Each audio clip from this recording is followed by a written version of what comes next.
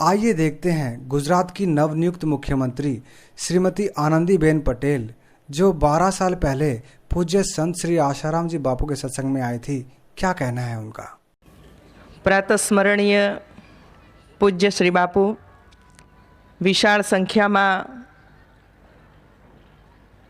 अहीं प्रेरणा अने मार्गदर्शन लेवा माटे आवेला मारा बधा ज बाळको, शिक्षक भाई बहनों, तमे बधा बहु भाग्यशाળી छो कि आवुं एक सुंदर वातावरण में पूज्य बापूનું मार्गदर्शन विद्यार्थी जीवन में मळवानुं छे। जे कोई वातो पूज्य बापूए छेल्ली 10 मिनिट में आप बधाओने कही छे। अहीं बेठेला तमाम विद्यार्थीओ पोतानो जन्मदिवस केवी रीते उजवવો જોઈએ એની વાત અહીં કરીને આપ બધાઓની પાસેથી એ વચન પણ માગ્યું। હું પણ આપ બધા વિદ્યાર્થી ભાઈ બહેનોને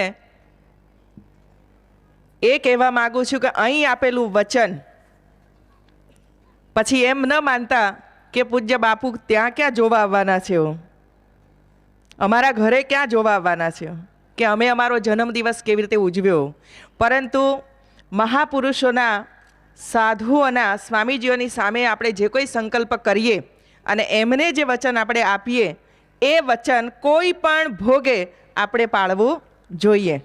બરાબર છે? તે મને પણ ખાતરી તમે આપો કે અમારો જન્મદિવસ પૂજ્ય બાપુએ જે પદ્ધતિ આપણને બતાવી એ જ રીતે અમે અમારો જન્મદિવસ ઉજવીશું। એટલું જ નહીં, આપણા ભાઈ બહેનોનો જન્મદિવસ પણ, આપણા માતા પિતાનો પણ જન્મદિવસ એ જ રીતે પરિવારમાં ઉજવાય એવો સંકલ્પ તમે કર્યો છે, એને તમે આત્મસાત કરજો અને એ જ પ્રમાણે આ જન્મદિવસ ઉજવજો। અહીં પૂજ્ય બાપુને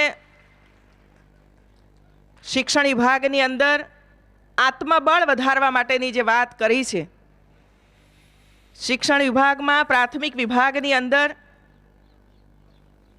આત્મબળ અને બુદ્ધિશક્તિ કેવી રીતે વધે બાળકોમાં અને સંસ્કાર કેવી રીતે આવે અને ગુણવત્તાવાળું શિક્ષણ કેવી રીતે બને એના માટેના જે પ્રયત્નો કર્યા છે, શરૂ થયા છે, એમાં પૂજ્ય બાપુનો ખૂબ મોટો સહયોગ આપણને પ્રાપ્ત થયો છે। શિક્ષકોને પણ યોગની તાલીમ આશ્રમની અંદર અપાઈ છે, જેની હું સાક્ષી છું। શિક્ષકો તાલીમ લેતા હતા ત્યારે હું પણ ત્યાં ગઈ હતી। પરંતુ પ્રાર્થના સભાની અંદર અને શાળાના વર્ગખંડોમાં પણ આ જે યોગની તાલીમ ને આસનોની તાલીમ જે શિક્ષક ભાઈ બહેનોને આપી છે એ જ તાલીમ વિદ્યાર્થીઓ સુધી પહોંચે એવી મારી એક વિનંતી પણ અહીં આવેલા શિક્ષક ભાઈ બહેનોને છે જ। આત્મબળ વધારવું હશે તો યોગ શિક્ષણની આવશ્યકતા છે જ, અને ભૂતકાળમાં પણ ઋષિમુનિઓએ એ જ પદ્ધતિથી પોતાના આશ્રમોમાં વિદ્યાર્થીઓને શિક્ષિત કર્યા છે, અને એ જ આ દેશની સંસ્કૃતિ એમણે જ બચાવી છે। તો ભારતીય સંસ્કૃતિને બચાવવી હશે, માનવતાવાદી આખા રાષ્ટ્રને આપણે બનાવવું હશે, તો આ પ્રકારની પ્રવૃત્તિઓ વિદ્યાર્થીઓ સુધી પહોંચે અને શિક્ષકોના માધ્યમ દ્વારા પહોંચે એ બહુ જ અગત્યનું છે।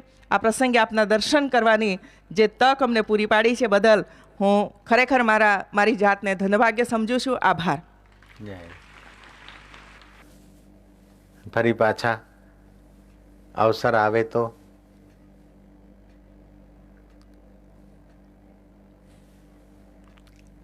આપણું જ ઘર છે। જય શ્રી કૃષ્ણ।